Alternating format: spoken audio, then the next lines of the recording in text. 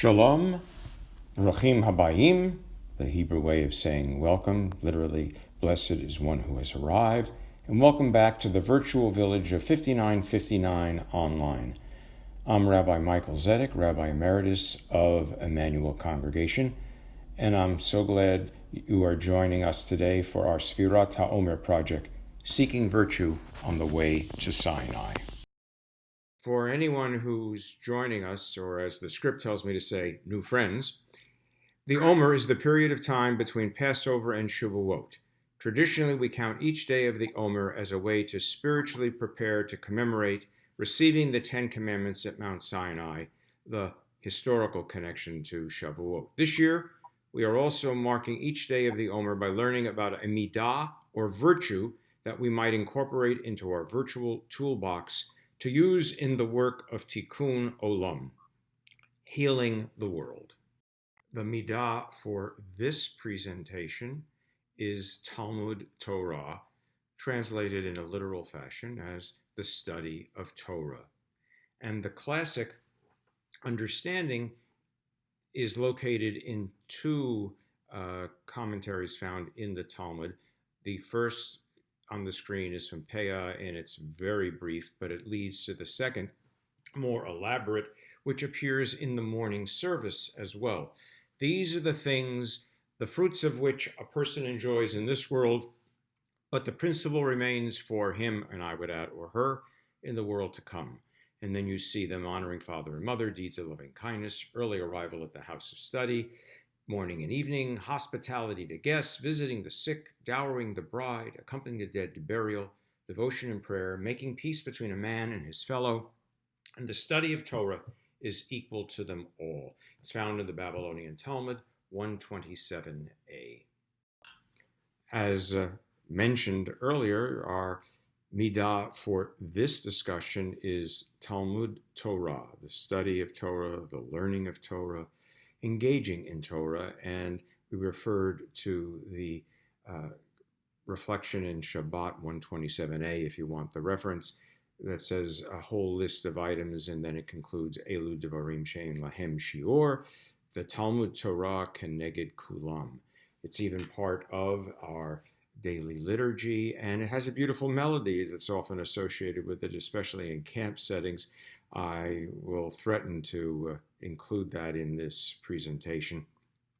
Elu devarim shein lahem shior, elu devarim shein lahem shior, and it goes on listing the various matters for which there is no limit, no measure. I've done it enough.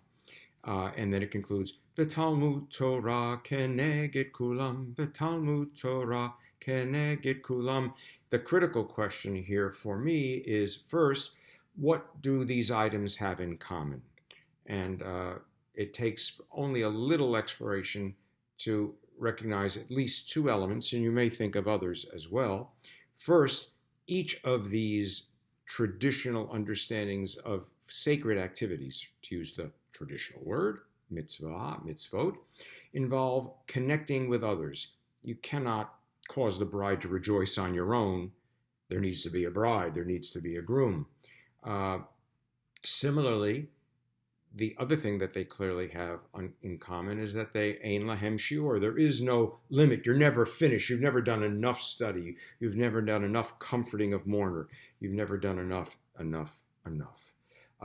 But what is concerning me, and what is the focus of the presentation that I want to share with you, is Talmud Torah Keneged Kulam, which is usually translated, and I believe inappropriately, but the study of Torah is equal to them all. And alas, in our time, we've known more than enough evidence that culture and sophistication does not equal ethical behavior by any stretch of the imagination. So it just can't be is equal to them all. What might make more sense of it? Well, you may be familiar with the phrase in the very beginnings of the Torah stories, Ezer kenegdo. There's that word, neged, negdo, often translated a helpmate, or if you want to be good old-fashioned King James Bible stuff, I don't recommend it, a helpmeet. across from him, against him, opposite him, referring to Eve, of course, in that story.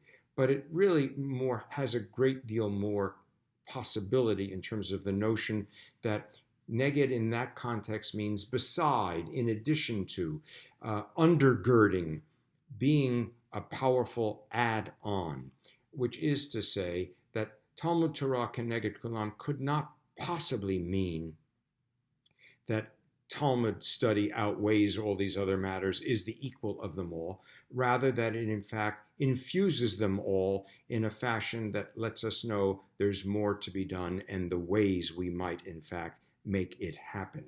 I suspect that is definitively why the blessing that you may be familiar with, Baruch atah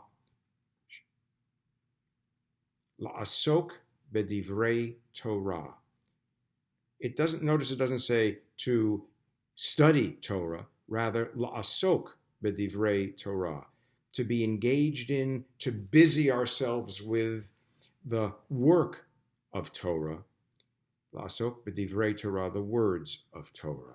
And as it's important for my point today, la'asok is a form of the word esek, which means the business of Torah, and these items are our business. Unfortunately, we're never done with them.